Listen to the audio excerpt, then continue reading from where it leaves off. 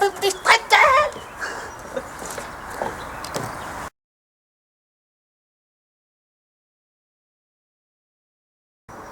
Das geht super. Also wir können ja seit langem mal endlich wieder zusammen drehen. Ja. Wir haben uns ja beim Drehen kennengelernt. Von daher kommt uns das alles so ein bisschen bekannt vor. Uns geht's gut. Danke.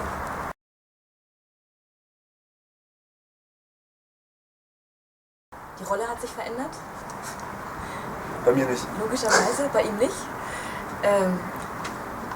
Hat sich was Naja, verändert? dadurch, dass du halt jetzt mehr drehst, bist du halt mehr drin, oder? Du hast halt jetzt Dann mehr das- Routine. ja. Du hast ja jetzt schon echt viel gemacht in diesem Jahr, oder? Hier auch, genau.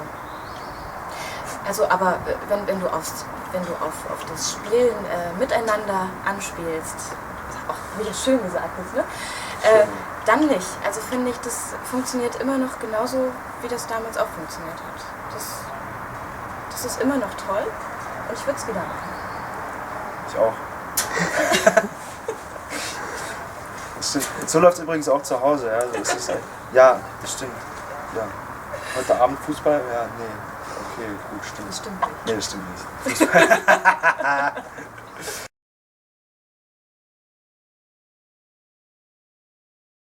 Naja, so viel unterwegs sind wir ja gar nicht. Also ich zumindest nicht. Sie ist ja die, die ständig irgendwo hinfliegt. Deswegen bin ich eigentlich dafür da, die Kinder zu betreuen. Nee, das stimmt auch nicht. Naja, aber Du das betraust ist schon schon der springende Punkt irgendwo.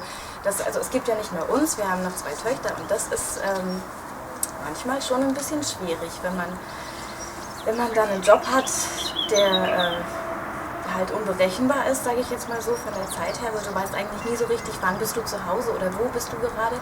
Die Kinder kannst du eigentlich auch nicht immer mitnehmen, weil die noch relativ klein sind. Das beeinträchtigt unser Familienleben dann schon. Aber es ist jetzt nicht so, dass es schlimm ist oder so. Also wir kriegen das irgendwie immer auf die Reihe bis jetzt und ich glaube für die Zukunft wird es auch. Wir haben ja auch jetzt eine gute Babysitterin. Die nimmt einiges ab an Arbeit, oder? Hallo Pauline. Danke.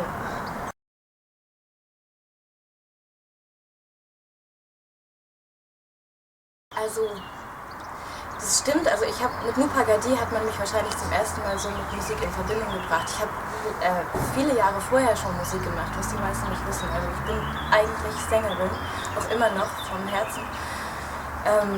Und was ich damit verbinde, ist ganz viel Reisen, ganz viel Spaß.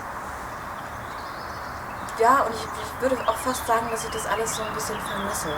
Also was ich jetzt nicht mehr so machen kann, ist halt diese Live-Auftritte und so weiter. Das vermisse ich schon.